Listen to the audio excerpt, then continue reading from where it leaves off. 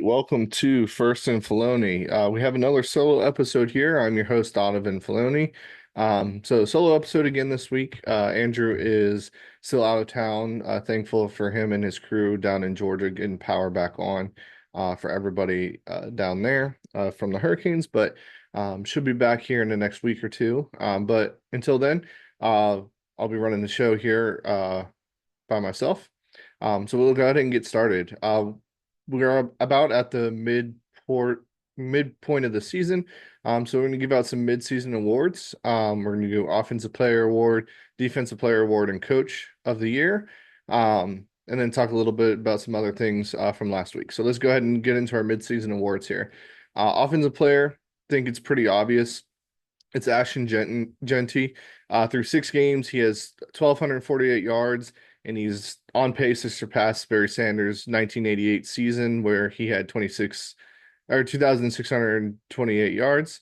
As of right now, there's no offensive player who has looked as good as he has consistently throughout the year, where he's having to sit second halves, not even play.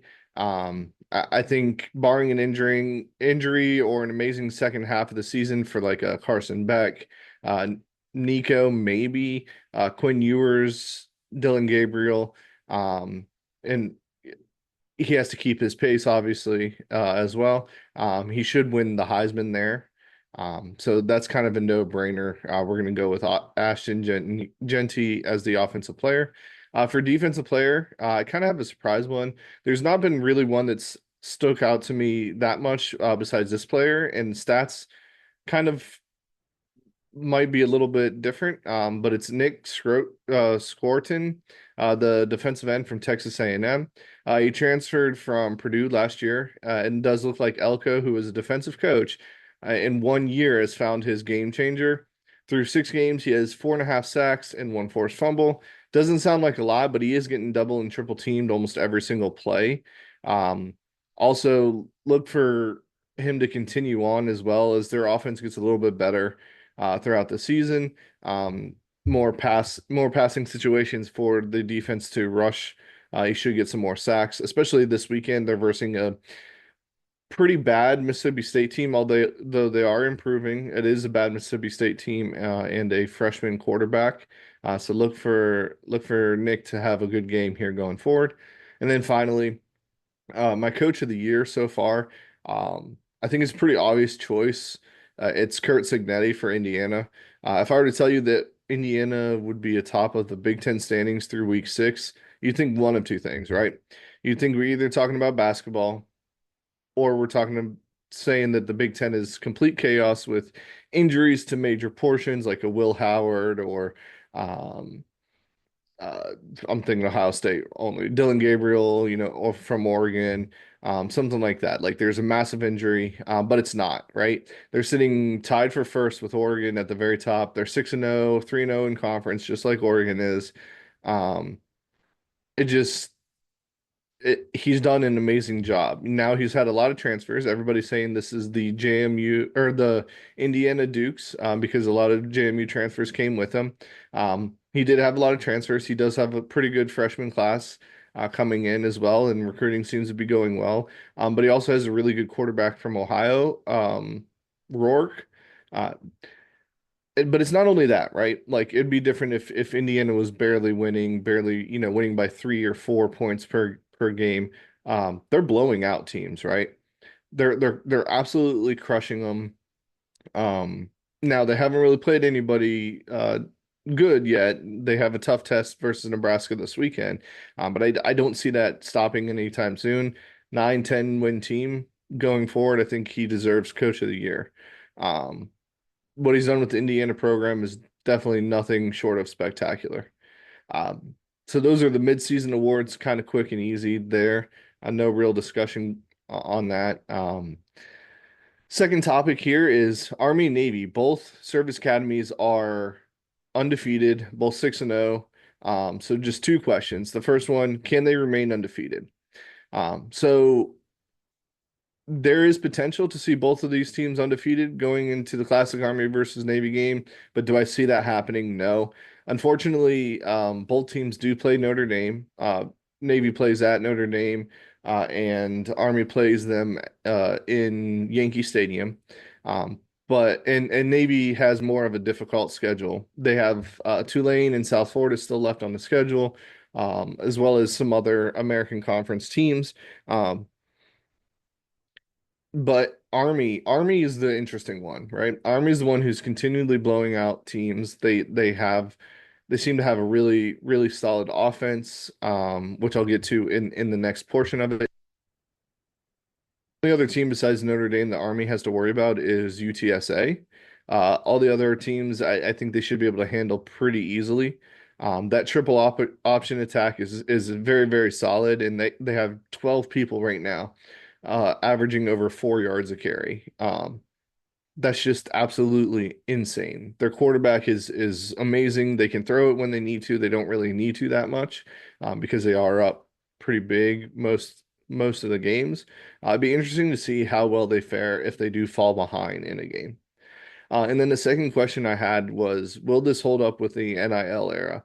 Um, this might be a hot take, but I do think Army and Navy can be successful in this NIL era. Um, they don't have the advantage of NIL, obviously, right? But they do have two advantages over the rest of college football, right? The first advantage is that they're not going after your typical recruits that most teams go after. They're not going after your 4 and 5 star guys, your big offensive line. You'll never see a big offensive line with Army or Navy. You never see a gunslinging quarterback anymore with Army and Navy. But what you'll see is a solid, disciplined individuals who are getting to, live out their college dreams for free through the service academies, right? So it's going to be your 2 and 3 star recruits, maybe a 4 star every once in a while if he has like a want to serve his country, but it's going to be more of your either unranked or 3 star guys. Um, it so that's the first advantage, right? Like they're not going after the same ones that like a Georgia or Virginia Tech or Florida will be going after, right? The second reason or the second advantage is they do not necessarily have to worry about the transfer portal, right? Yes, there have been a few notable transfers for the service academies in the past, but it is more rare than it is common. Unlike with everybody else we've experienced over the last couple of weeks, after playing the 4 games, people are redshirting the transfer to get the NIL money. Um, we didn't hear about any of that through Army, Navy, or Air Force, right? So this could potentially, be something that is good for college football in the wake of all the bad things that we are seeing through the NIL and transfer portal, is that they're bringing back good service academy teams, right? So that'd be interesting to see going forward if it does hold up. I think it will. It might be a few years. I didn't think it would happen this quick. But those teams that tend to stick together longer from, for 4 years, 3 years together, seem to be a lot better. And then the final thing from this past week is Kirby Smart pushes the Mississippi State quarterback, I believe it was. So should he be punished?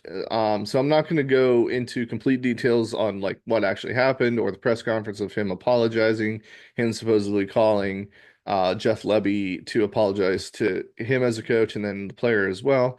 But you just don't do that as a coach, right? You're a 40, 50-year-old grown man. This kid is 18, 19 years old. It wasn't even like going out you after you. It was after a play. He was out of bounds. Kirby Smart was running over to yell at the ref, and the kid was just getting up and walking like away. And Kirby Smart came in hot, pushed the kid. Um, Kid didn't do anything. Credit to him, right? Like imagine if he pushed him back. Like the story throughout the entire sports media would be, oh, this guy should be suspended. This guy should be kicked off the team, blah, blah, blah. So, do I think Kirby Smart should be punished for this? 1000% yes. Do I think he will be punished for this? Definitely not. If his players are getting speeding tickets over 100 miles an hour and 55-mile-per-hour zones, amongst other traffic violations, and seem to be um, any other legal violations that they've seemed to have over the last year, I don't think anything is going to become of this. Um, if I were commissioner, I would say Smart should be suspended at least 1 game and fined, and that fine should go to the quarterback, for an NIL deal, right? Like that's how it should be. But unfortunately, that is not the, world we live in today. So far that I've heard of, it would be a shame if Kirby Smart does get suspended. Uh, he does play Texas this weekend, Georgia and Texas, which I'll talk a little bit about here going on the next segment here, but we'll see about that. Okay, so let's go into the week 7 recap. Our records right now, Andrew's 43 and 32. I'm 47 and 28. And the Locks had another good week. We're up to 40 and 35. Things seem to be going pretty well in this kind of crazy 2007-esque type season. My player of the week for last week is out of left field, right? Arizona State is 5-1, and a lot of it is because of their running back Cam Skattebo. I'm not sure if I'm saying his last name right. Skattebo. Last week he had 22 rushes for 158 yards and 2 touchdowns. He's sneakily having a great season at Arizona after transferring from Sacramento State 2 years ago. Already has matched his season totals from last year. He's 133 rushes for 773 yards and 8 touchdowns on the season. If Ashton Jeanty wasn't having as good of a season as he was, I would say this guy is right up there, right? With Kenny Dillingham at the helm, who was the offensive guru from Oregon a couple years ago, was hired last year, didn't have a good season. Arizona State is 5-1.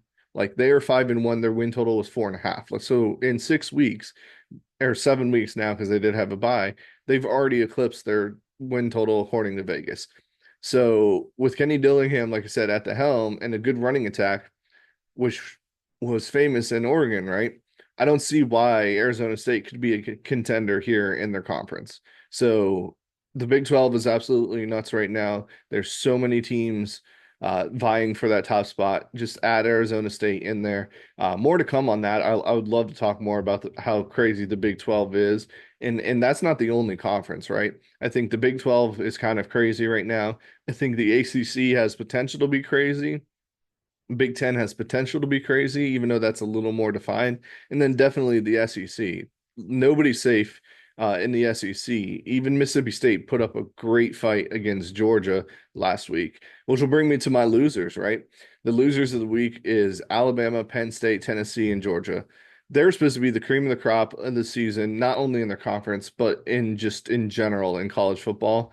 And week after week, they continue to show weakness, right? Um, South Carolina should have beat Alabama. I don't know what happened there. It was a close game at the end. I think Alabama won by 2 points, if I'm not mistaken. USC should have beat Penn State. They were dominating the whole game. Their tight end at 250 yards of receiving. Um, Absolute stud of a tight end there. If I would have put him on there if they would have won more, if they would have won bigger. But I didn't. I didn't. For my player of the week at least.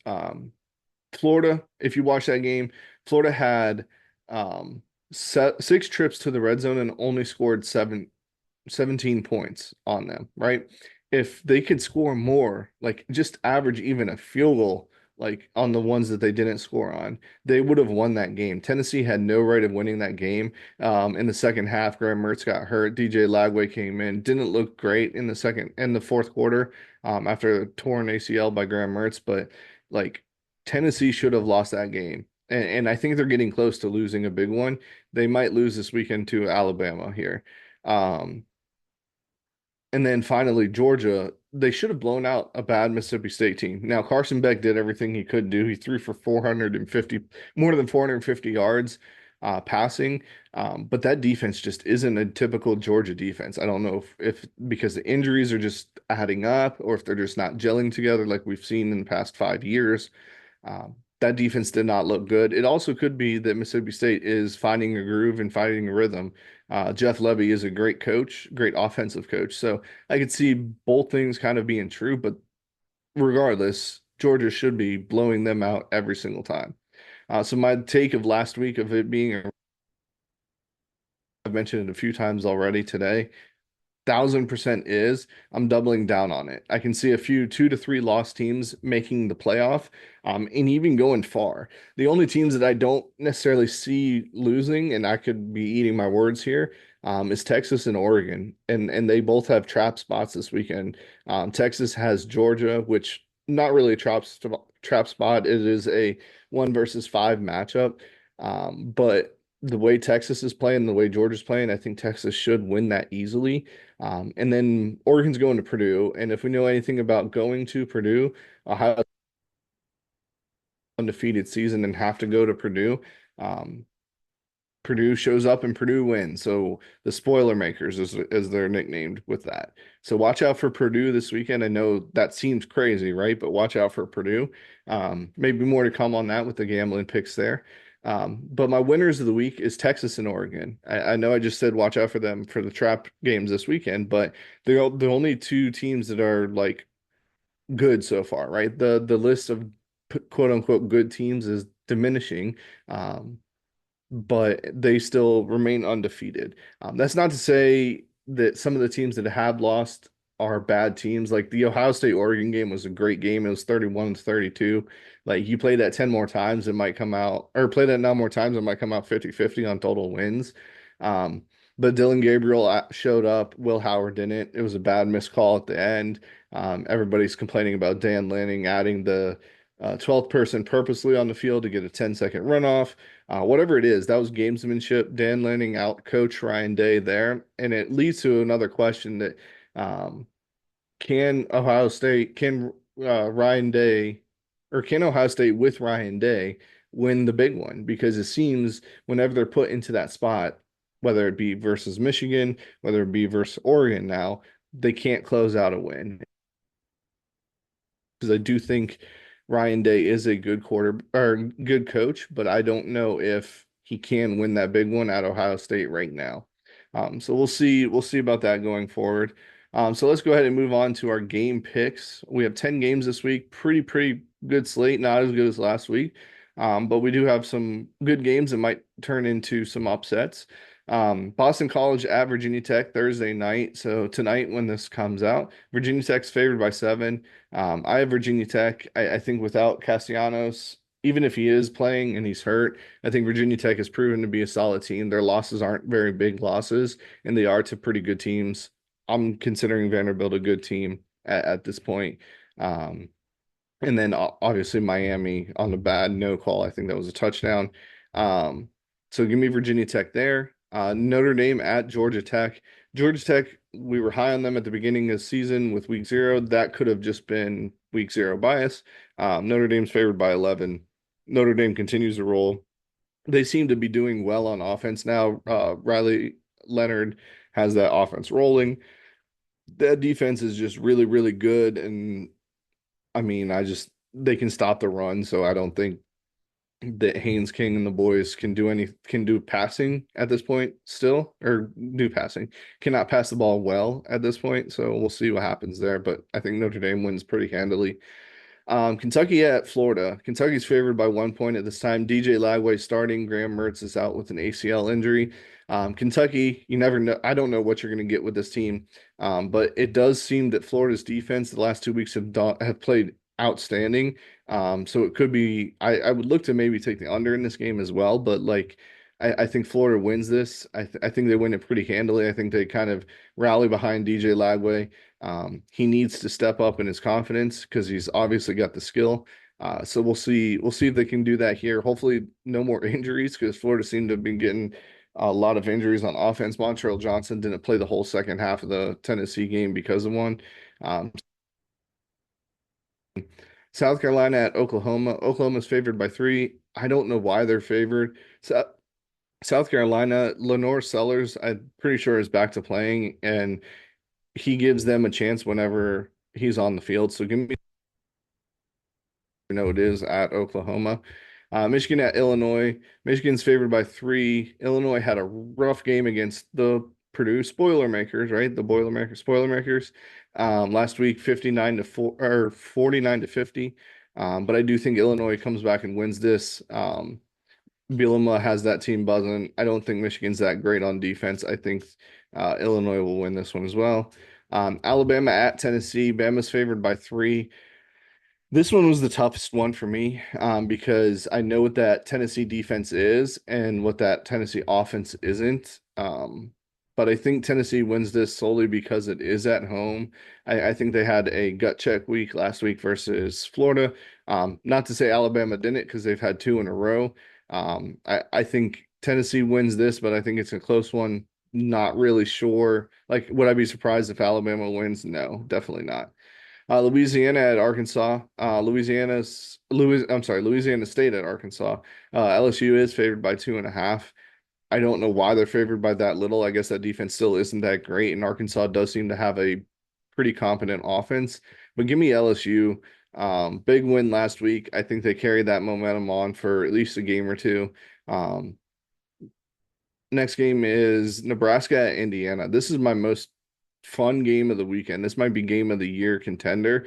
Indiana, 9-win Indiana. Kirk Cincinnati as coach is favored by 6.5 points. Nebraska. This is one of the games I circled where they could potentially lose, but I don't see that happening.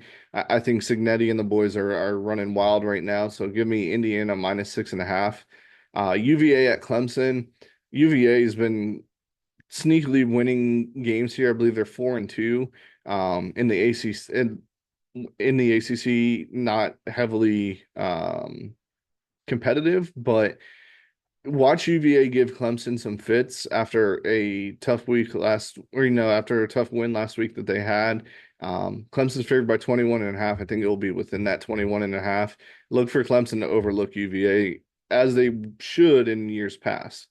And then the final game of the week, where game day's at, where a bunch of people are at, is Georgia at Texas. Texas is favored by 3.5. I think that number is way too low. Georgia was in my national championship game at the beginning of the season. I'd like to take that off. I don't even know if they're going to make the playoffs. I think Georgia loses this game. I think Texas, Quinn Ewers had last week to get healthy and get back. And I think Texas wins pretty handily there. Um, so let's go over some locks of the week, and then we'll get you out of here with player of the week. So my locks this week is South Carolina at Oklahoma. Give me South Carolina +3. Kentucky at Florida. Give me Florida money line, but it's going to be Florida +1. Auburn versus Missouri. This one's interesting because I don't think Missouri's that good, and I think if Auburn can not turn the ball over, they actually have a pretty decent squad. Missouri's favored by 6.5, so give me Auburn +6.5. Oregon at Purdue, like I said, the spoiler makers, right? I keep saying that name, the spoiler makers. Purdue is, or I'm sorry, Oregon is favored by 27.5 points. It's going to be within that. This is a sleepwalking game for Oregon. They should win pretty easily, but I don't think by 4 touchdowns is going to happen. Miami at Louisville. This line kind of confused me, right? Louisville's not good. Miami's favored by 4.5. I know Miami's had close games. I'm not sure if they're even that great right now, but I think they win by more than 4.5 after having a bye week last week. And I don't think Louisville's that great. Nebraska at Indiana. This is going to be a point scored game, I think. Both defenses are pretty good, but Cignetti in the second half seems to just step on the gas pedal. So give me over 50.5 points. Next game, ECU at Army. Army has been blowing people out, and they're favored by 16.5 points. ECU's not that great. Give me Army and having them win by 3 touchdowns. Army minus 16.5. I never thought I would say Army minus 16.5 at all. Next game, Wisconsin at Northwestern. Wisconsin's favored by 7. Give me Wisconsin -7 as well. Northwestern's bad. Wisconsin put the smackdown on Rutgers last week. Keep going with the new quarterback they have. Wisconsin big. Arizona State at Cincinnati. I spoke about Arizona State and their running attack with Kenny Dillingham. I don't know why Cincinnati's favored by 3.5. Give me Arizona State +3.5. And then the final game, Louisiana State at Arkansas. Both teams can score. Both teams. And then the final thing here that we have is the player to watch. And I'm going to be kind of a homer and give you a homer pick here. It's going to be DJ Lagway, quarterback for Florida.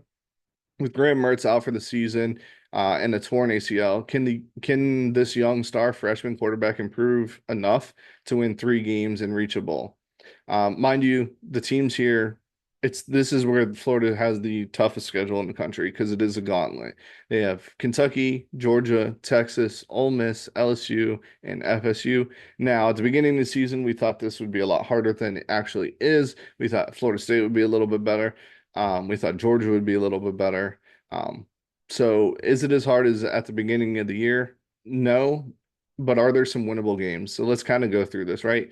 The game that I see that they can win is Florida State. As bad as Florida is, I think Florida State's worse. I think by the end of the year, half their team's going to be checked out anyways. So I think they can win that. So that's one game. They need to get two more games out of the next five. The no shot game would be Texas. They're not beating Texas. Highly doubt that they will. And I think they're not going to beat Georgia. If Georgia does lose this game, though, this might be a fun game to watch because will the Georgia players quit? But my two no-shot games are Georgia and Texas. We'll see, especially if Georgia does lose versus Texas this week, then it might change my tune a little bit. So the question is, can they steal two wins out of the other three opponents? Kentucky this weekend, Ole Miss, and LSU. But no offense. Ole Miss and LSU have good offenses, but no defense, and questionable offensive line for Ole Miss as well. I think they can if the defense keeps it up. I think they can get two more wins out of that in reach a bowl at 6-6. Could they win all three? Yes. Could they lose all three? Yes. It all kind of depends on the defense holding up, and then DJ Lagway if his confidence continues to grow throughout the season. We'll see. I think he's gotten better. He's thrown some interesting like rookie mistakes, but that's expected with a true freshman. But the kid's good. Kid's got the arm strength. He's got the speed. We'll see if he can continue his accuracy and his confidence going forward. Okay, so that's it for this week. Short episode, ran through it pretty quickly. Thank you guys for listening, and tune in next week.